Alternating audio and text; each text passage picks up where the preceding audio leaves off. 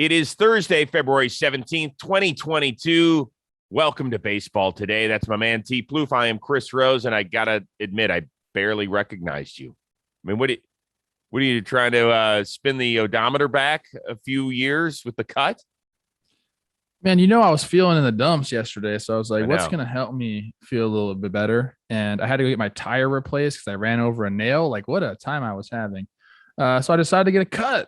And this guy said, I usually do a half guard. He goes, just let's go lower than that. He's like, you're wasting a week. Let's go. Let's chop it up. And I said, you know what, dude? Like, work your magic. And this is what came out. All right. What does Olivia Decent. think? She loves me. How about that? So that's not an overwhelming response. I have to be honest with you. I think this is more of a summer cut, and it's not summer yet. Yeah. But I like it. Okay. It's interesting. I'll be curious to see what it looks like in about 2.5 weeks when the flow on top is really going and still stuff on the sides is way behind. We'll see. Yeah. This is not like really done up or anything. This is bedhead, bro. I know. That's hot. Still hot. Thanks.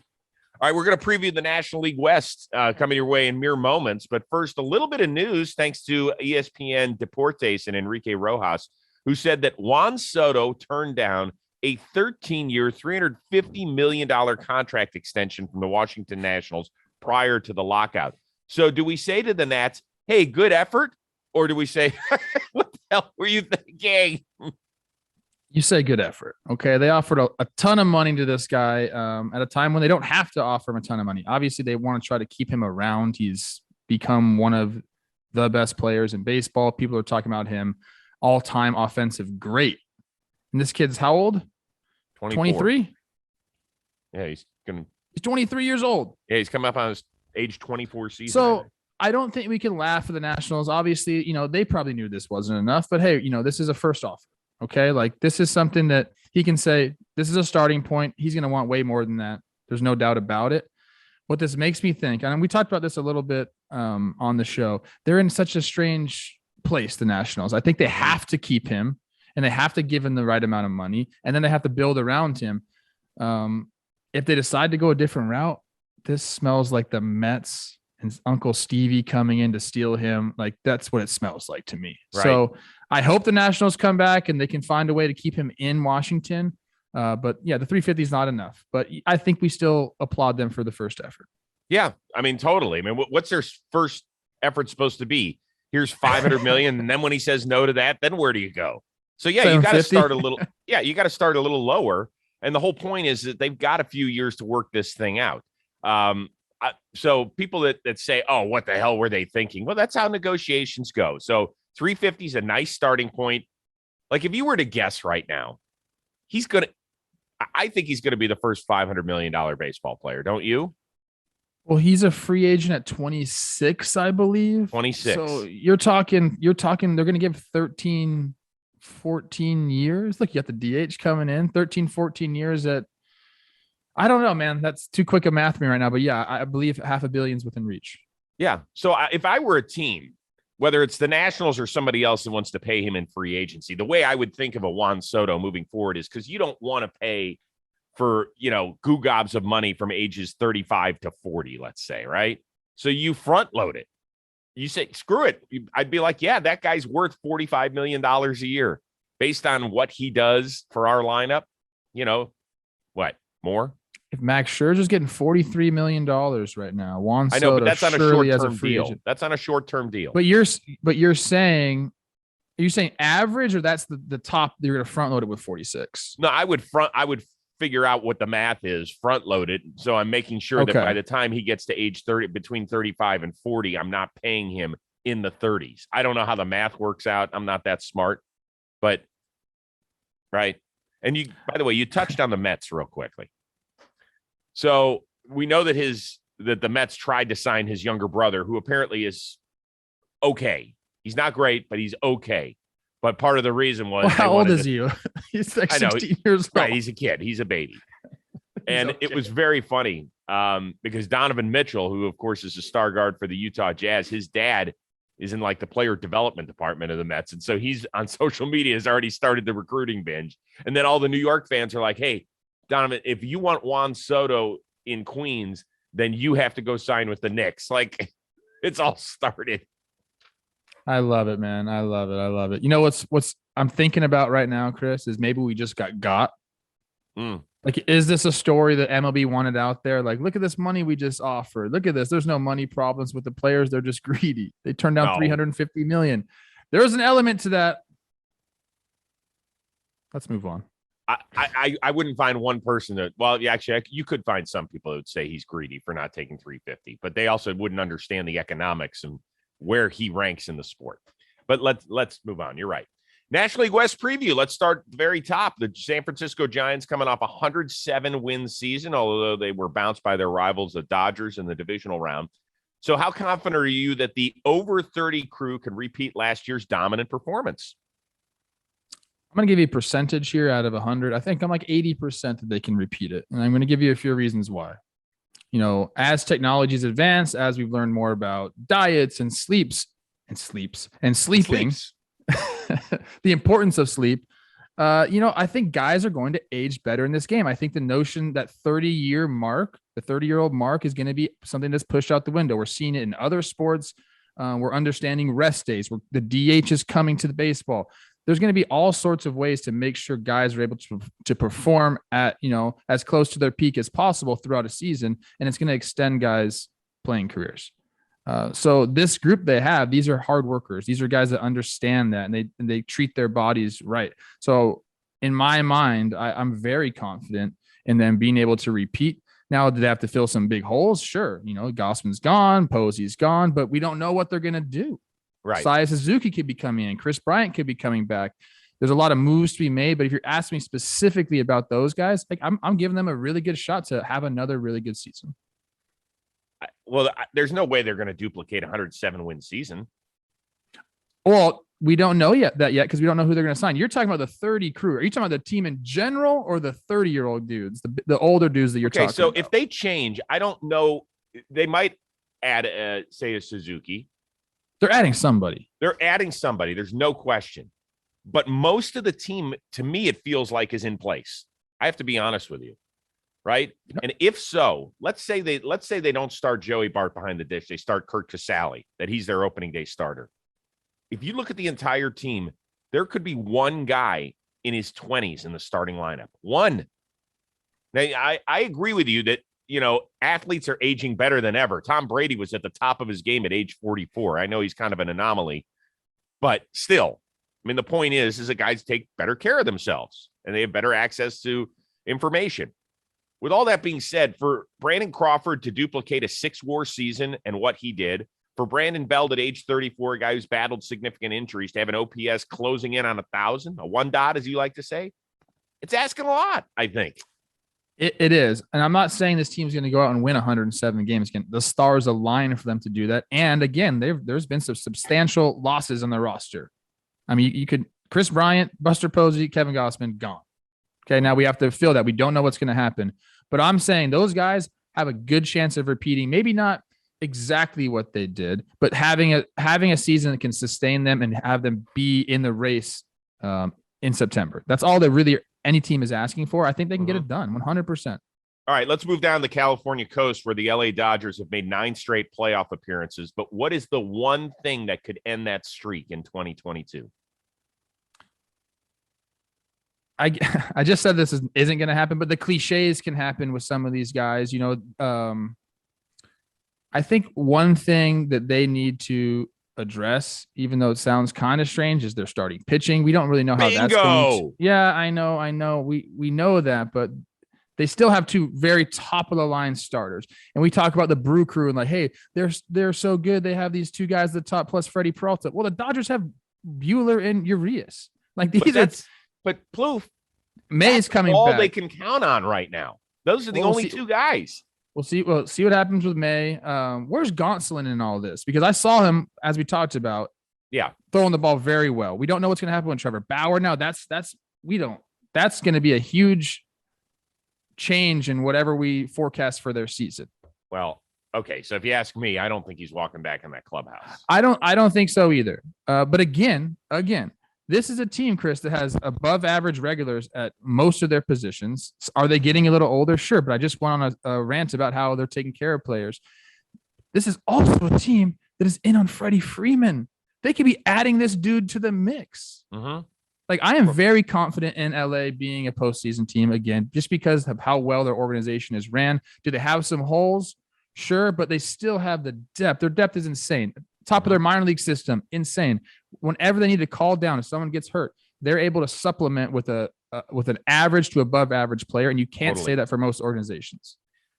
Yeah, I would focus on the starting pitching. I think that is the biggest question. Gonsolin is a piece of that puzzle.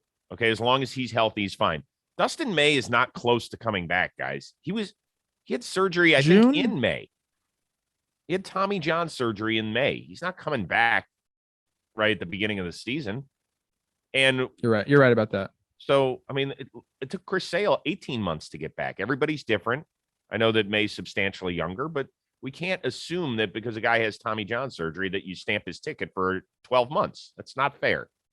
In fact, that's what Tyler Glasnow told me when he was on the Rose rotation most recently. He said, I'm not putting a timestamp on this thing. I'm not. You shouldn't. You shouldn't. You're right. David Price is still a part of this team. Where does he fit? Andrew Heaney, they feel like, well, we can solve him. Maybe. He's definitely not a definite.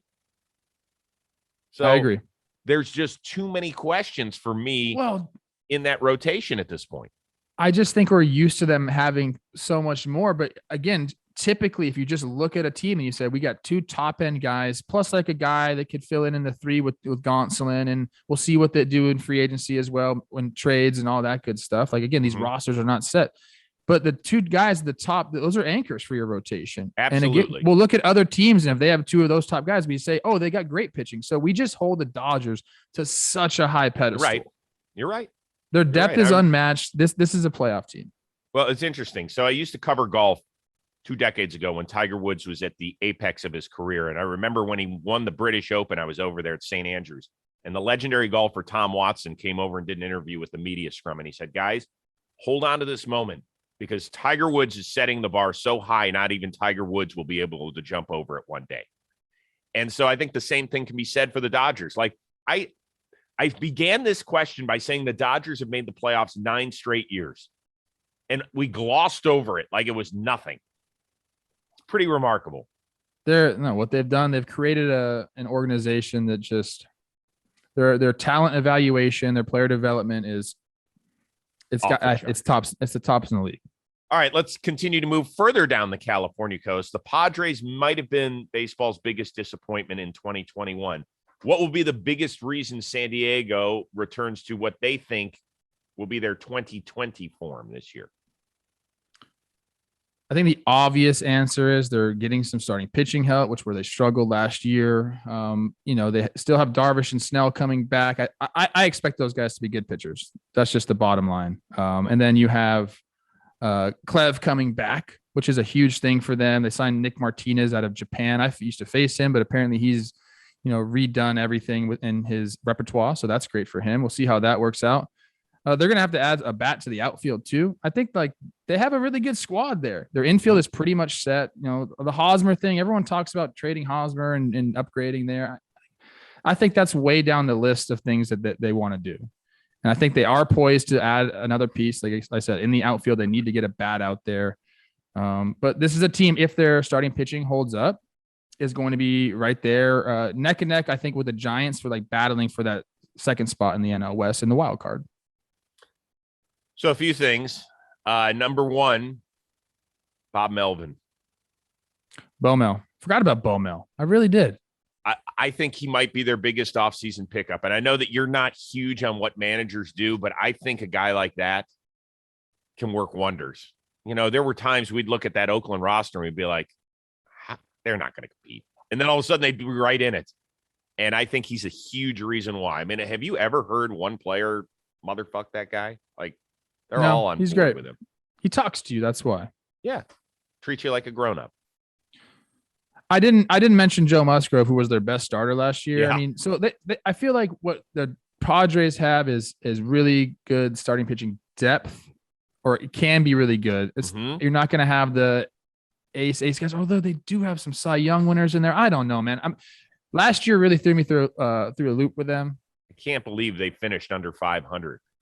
Their finish was one of the worst things I've ever seen. I'm like looking at their roster resource right now on Fangraphs, and I'm looking and I'm liking. Like, I like this team a lot. Totally. It could be really. Lamet is coming back. Yeah, he's kind of a question mark, right? We don't know where he is. He needs to be what he was in the shortened season. I wonder in 2020, he was lights out like a 2 ERA. I wonder if he ends up going to the bullpen. He could. Like, again, I'm looking at this lineup and I'm saying this looks like a really competitive baseball team. Let's talk about two teams that were not competitive a year ago, Colorado and Arizona. In fact, they were so below average, we're going to group them into one question. Which one's more interesting to watch in 2022? I feel bad for both fan bases, I think. Maybe more so for the Rockies because they've had to, deal with some front office stuff as well. I think Arizona will be the more fun team to watch. Maybe that's because I like Torey Lovello. Did the Rockies pick first overall in the draft? Yeah, second. No, the Diamondbacks. They didn't even finish last in their division. The Diamondbacks won 52 games. So it's Pirates and then Diamondbacks, I believe, are the first two picks. So I'm going to give this one to the Diamondbacks. You can look forward to the second pick overall in the draft. There's some really good players in this year's draft, position players too. Tamar Johnson, I believe, is the guy that I was looking at. I guess that's what you have to look forward to. Okay, so we haven't even gotten to spring training, and you're already talking about the draft for Arizona. Like, that's why you're looking forward to their season? Well, I mean, I'll do you one better. No, please tell me. I don't know. I am more interested in the Rockies because I'm looking forward to July 31st trade deadline. I think they've got some movable pieces. German Marquez. Is this the year Charlie Blackmon goes somewhere since now we have a DH available universally? I think you could say the same thing for Diaz. Could be on. Yeah, you could say the same thing for the Diamondbacks. That's really sad that we're talking about who can they trade to make the other teams better. Hey man, I don't know. You know what? We both love those organizations for different reasons. Jake Snakes are down there, a bunch of good people. Bud Black is a really good dude in Colorado. They've obviously had some turnover in the front office, but they've got my favorite initials on their cap. So, I can't hate on them, but be better. And you're in a really tough division. I know it kind of really sucks. Tough division, really tough time in the organization. You're talking about Rockies trading away some of their guys. Ketel Marte's been, at the top of a lot of teams' wish lists. So we'll see what happens with there. I mean, both fun ballparks to watch games at. Totally. I'd still go watch. Yep. Absolutely. I actually really enjoy Arizona's park. Yeah. And last year was the first time I was at Coors during the All-Star game. So that beautiful park. Beautiful. Loved it. That's sad. I'm so sorry, guys. I love. All right. Let's move on to something fun. The Blitzball battle for $10,000. Game number 2 comes your way 7:00 Eastern tonight. And it will involve the 1 seed, Forgotten Rotten, taking on MLW, the Snakes, the 8 seed. You guys are the 1 seed, you and Vinny Rotino, a pair of former major leaguers. Are you feeling any pressure? I mean, obviously I know what happens here. The thing about this first round of games was pitching was really good. This was a team I was really scared of because don't say anything about an outcome. I'm not. This is the team I was really scared of because of who they brought. Our guy was Drew Davis is a major league wiffle player, and he knows how to manipulate the ball. Me and Vinny are just baseball dudes. Like, we knew we have the advantage and maybe some hand-eye stuff, and that's it. You got to be able to play this game. It's a different game than baseball. So very tough matchups throughout for us. It'll be interesting. It's a fight for $10,000. I think people are going to be shocked at our performance. How about that? I would agree with that. Yes. I would agree with that. And I know a lot of people were very excited about the first game, which went to extra innings, won by Team Baggage, over We Got Mice, at least for the on an error, Jake. I think they give him a hit. I think he begged for a hit from the official scorekeeper. It's not a hit. It's not a hit. It was definitely not a hit. It was definitely not a hit. Zoe got kind of caught in between hops. He might have fallen asleep out there because Jack was just dusting him. Pitching was really good. Yeah, it's fun. So keep joining in on the fun. We've got 14 games coming your way. It is a blast. It's so much fun calling those things. Really, really cool. All right, what do you have coming up on John Boy Media? We did a Talking Baseball yesterday. We did a draft of AL teams into a starting lineup. Don't ask, just go watch it. It was silly. I was in a bad mood all day yesterday, so you get like a little different version of me if that interests you. And then I'm off for the weekend. I got baseball practice today. Got our game on Saturday. Teddy's got football on Sunday. Just all family stuff, man. What about you? Recording the latest episode of the Rose Rotation, Trevor May. We haven't talked to him since an emergency Rose Rotation right after Max Scherzer signed. So it's been 2.5 months since we talked to him. He's been very outspoken about Rob Manfred and stuff, and we'll see if he's calmed down a little bit. Also, he had kind of a scary incident. I don't know if you saw this on social media. He's a big cat guy, he and his wife, Kate. They lost their indoor cat, Donnie, for like 36 hours. They couldn't find him. It is, if you've ever had a pet leave your abode, it is terrifying. So he's going to kind of walk it. Thankfully, it has a nice, happy ending for everyone. It is terrifying. Yeah, it is. I got to find out a whole bunch of stuff. Has he even talked to his new manager, Buck Showalter? I mean, I don't think so. I forget when the timeline. I got to go look it up right now. The timeline of when Buck was hired. Because if it was pre-lockout, maybe they talked. If it was post, let's go baseball. Are you kidding me? Like, all right, pitchers and catchers are supposed to be there. We know that. We know. With all that being said, we are here for you. We have now done our preview of the National League divisions. Starting next week, we'll get to the American League. Yes. I was booing with you. Yeah. Yeah. Good. And shortly, I think sometime in early March, the Rose Rotation will go back to twice a week. So you'll be hearing from more major leaguers as we go. Oh, the Rose Rotation. I was thinking baseball today. Soon, baseball today might be ramping it up. Yeah. It'll be 5 days a week before you know it. Can't wait to see that beautiful face, man. Oh, stop. All right. That's all I got for you, everybody. So thanks very much to our outstanding producer, the headband wearing, mullet wearing Dan Rourke. That is Trevor Plouffe. I'm Chris Rose. We'll see you next time here on Baseball Today, a big part of the John Boy Media family. Don't forget to tune in to Blitzball tonight.